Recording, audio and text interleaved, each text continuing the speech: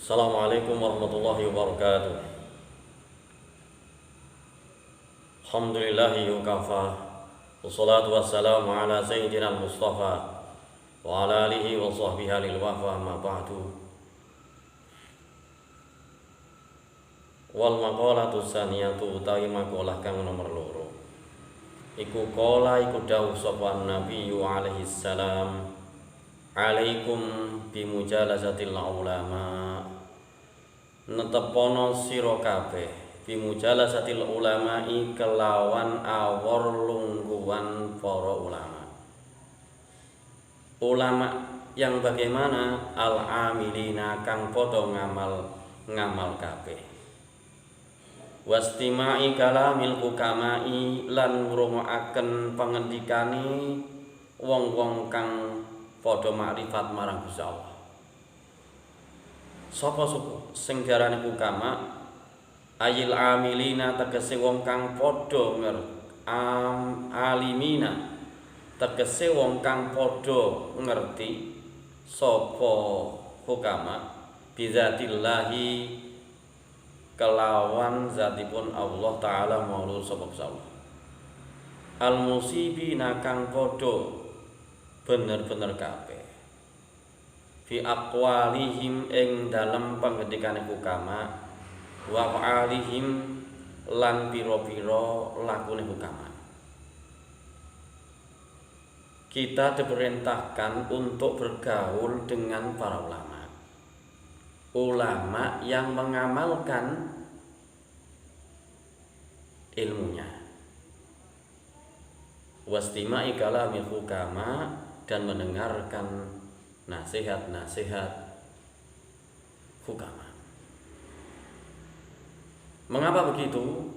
Fa innallaha mongko sak temene Gusti Allah taala mauluhur sapa Gusti Allah. Iku yuhyi iku nguripaken sapa Gusti al-qalba ing ati al-mayyita kang mati. Binuril hikmati kelawan nur ilmu kang manfaat. Ya. Jadi Allah menghidupkan hati yang mati dengan apa? Dengan cahaya hikmah. Apa itu hikmah? Ai al-ilmin nafi'i tegese ilmu kang manfaati. Kama yuhyi kaya oleh nguripi sapa Gusti Allah al-ardh ing bumi al-mayyitata kang mati bima il-matari kelawan banyu udan. Wa fi riwayati Tabrani lan ing dalam riwayat Imam Tabrani an Abi Hanifah saking Abi Hanifah piye unine jalisu padha awor jagongan sira padha lelungguhan sira di padha lelungguhan sira kabeh duduk-duduk ulah kalian al kubaraa ing wong kang gedhe mungguhe Gusti Allah. Wa sailulan padha takono sira kabeh al ulama ing ulama. Wa khalitulan padha nyampurana sira kabeh al hukama ing wong kang padha ngerti zatipun Gusti Allah. Wa fi riwayatin lan ing dalam siji riwayat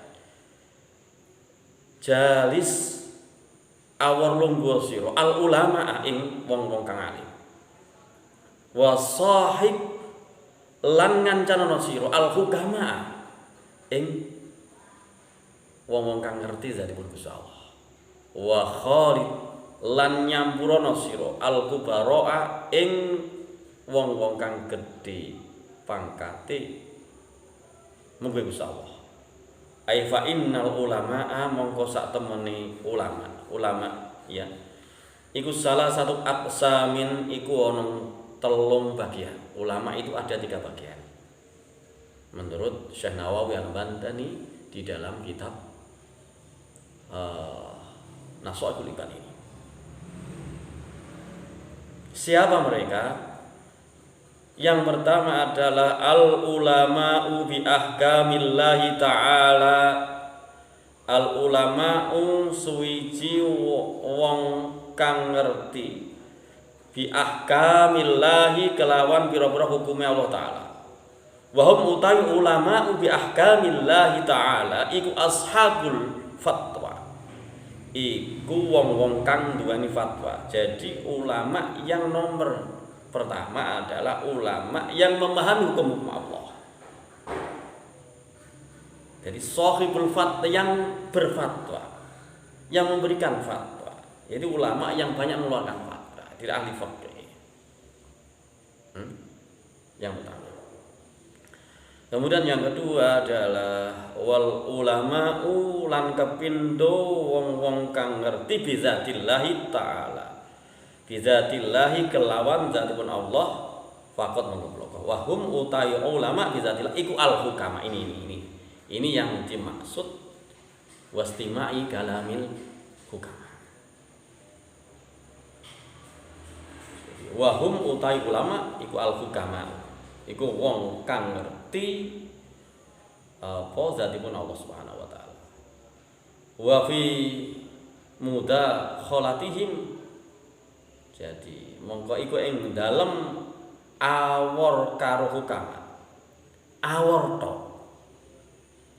Jadi ketika kita bergaul saja, bertemu saja dengan mereka, tahdzibun utai bersihaken lil akhlaki maring budi pekerti. Kita ketemu dengan hukama saja, itu bisa membersihkan jiwa, kotoran hati. Li'annahum, mengapa begitu? Li'annahum krana sak temene hukama iku asyraqat iku mencorong apa qulubuhum apa pira-pira atine hukama bi ma'rifatillahi kelawan makrifat ing Allah. Wa asyraqat lan mencorong apa asrarhum apa sirine pira-pira sirine hukama bi anwari jalalillahi kelawan pira-pira nure keagunganipun Gusti Allah. Ini yang nomor 2 ini. Hukama ini. Kita bergaul dengan beliau, hati kita menjadi bersih. Keinginan kita yang menggebu-gebu untuk menguasai jadi dunia dalam pengertian ini ammarah bis-su ini terobati dengan bergaul dengan mereka. Wal ulama utawi ulama iku bil qismaini kelawan rong bagian. Wahum utai ulama iku al-kubara iku wong-wong kang gedhe. Fa inna mukhalata ahlillahi mongko sak temen nyampur ahlune Gusti Allah. Jadi iku tuksibu iku nulari apa mukhalata ahwalan ing pira-pira tingkah saniyatan kang luhur. Wa naf'u ta'i manfaati bil lahdi kelawan penglirik fauqan naf'i sak iku fauqan naf'i sak ndure ngungkuli manfaate bil lahdi kelawan lafaz. Jadi perilakunya dalam hal ini diberikan sebuah pemahaman, sebuah ilustrasi bahwa pandangan matanya saja, lirikannya saja itu lebih bermanfaat dari kata-katanya. Artinya segala gerak-gerik beliau memberikan manfaat bagi mereka yang bergaul bersama. Ini kufar. Faman mongko sapa wong nafa'aka manfaati ing sira apa lahzu apa pengliman nafa'aka mongko manfaati ing sira apa lahzu. Ketika perilaku beliau itu memberikan manfaat terhadap pembersihan jiwa kita memandang bertemu saja itu telah menjadikan hati kita susah menjadi hilang. Hati kita yang terikat dengan dunia, hati-hati, sekali lagi hati yang terikat dengan dunia ini serta-merta terkurangi luar biasa karena kehadiran beliau. Samalah seperti anak dengan kehadiran orang tua yang asalnya nangis dia nangis. Ini gambaran saja ya. Nah, anak yang menangis, ibunya datang, tidak jadi nangis. Ada orang miskin dan daerah-daerah tertinggal, kedatangan pejabat, kedatangan bupati, rasanya sudah berbeda. Hanya dengan kedatangannya saja. Maka apalagi ini secara batiniah. Jadi kita bergaul dengan beliau, memberikan manfaat batiniah. Waman lan sapa wonge waman lan sapa wong ora manfaati apa penglirike fala mongko ora manfaati kata-katane. Ketika gerak-gerik mereka, gerak-gerik beliau, gerak-gerik orang tersebut tidak memberikan manfaat kepada kita terhadap apa? Tahdzibun, terhadap pembersihan jiwa, tahlibunil akhlak, terhadap pembersihan akhlak yang jelek, maka kata-katanya pun tidak akan memanfaati. Katanya hanya berbusa-busa, kata-katanya enak didengarkan, tetapi tidak memberikan pencerahan di dalam pikiran dan jiwa. Rasanya di dalam hati, hanya bagus kata-katanya, tetapi tidak memberikan energi positif untuk merubah orang yang mendengarkannya, yang asalnya jelek menuju pada kebaikan. Karena apa? Karena perilakunya tidak memanfaati, maka kata-katanya pun fala. Wa kana lan ana sapa Imam Sahrawardi iku yatufu iku mubeng sapa Imam Sahrawardi fi ba'di Masjidil Khaufi ing dalem sebagian Masjid Khaufi Mina di Mina ing dalem tanah Mina. Ya tasaffahu kalih ngiling-iling al-wujuha sapa sing ngiling-iling Imam Sahrawardi ngiling-iling al-wujuha ing pira-pira rai faqila mongko den takoni lahu kedua Imam Sahrawardi fi ing dalam ubeng-ubeng. Imam Sahrawardi keliling, kemudian ditanya ngapain Syekh kok keliling? Faqala. Jadi keliling sambil memperhatikan wajah-wajah. Ditanya, mengapa begitu? Qala innalillahi sak temene iku keduwe Allah. Ibadan ana pira-pira kawula. Iza nazar nalikane ningali sapa ibad ila syahsin maring wong aksahu mongko nulari sapa ibad ing syahsan. Ada hamba ketika ini memandang pada orang itu, maka akan memberikan pengaruh saadatan ing bejo. Fana mongko utawi ingsun iku atlubu iku murid sapa ingsun zalika ing mengkono-mengkono ketularan. Saya ingin mendapatkan manfaat dari memandang wajah orang tersebut. Dengan memandang wajah saja ada saadah, ada kebahagiaan ketika memandang orang yang punya keberadian seperti tersebut di hadis. Qala dawu sapa kanjeng Nabi Muhammad sallallahu alaihi wasallam sayati bakal teka apa zaman apa mangsa akan datang suatu masa ala ummati ing atas umat ingsun akan datang suatu masa kepada umatku yafirruna halih melayu sapa umat minal ulama sangking wong-wong kang alim wal fuqaha lan wong-wong kang ahli fikih. Ada suatu masa umatku nanti lari dari ulama dan ahli fikih. Kalau sudah seperti itu bagaimana? Fayatiyahum mongko nyoba ing umat sapa Allah Gusti Allah bisalah sati baliyatin kelawan 3 cobaan. Masa ketika masyarakat, ketika umat jauh dari ulama, tidak bergaul dengan ulama, jauh dengan ahli fikih, maka akan mendapatkan 3 cobaan. Awwaluha utawi kawitane telu. Yang pertama adalah yarfa'ullahu iku ngilangkan sapa Gusti Allah, bakal ngilangaken sapa Gusti Allah al barokata ing barokah min kasbihim saking nyambut gawene umat. Yang pertama, tidak ada barokah di setiap apa yang dilakukan. Pekerjaannya tidak berbarokah. Karena apa? Karena jauh dari ulama, jauh dari fuqaha. Maka kemudian kalau kita bisa melihat, kalau orang jauh dari ulama, tidak tahu hukum-hukum, akhirnya bekerja seenaknya sendiri, tidak tahu halal, tidak tahu haram, yang penting mendapatkan harta, yang penting mendapatkan pangkat dengan berbagai macam cara.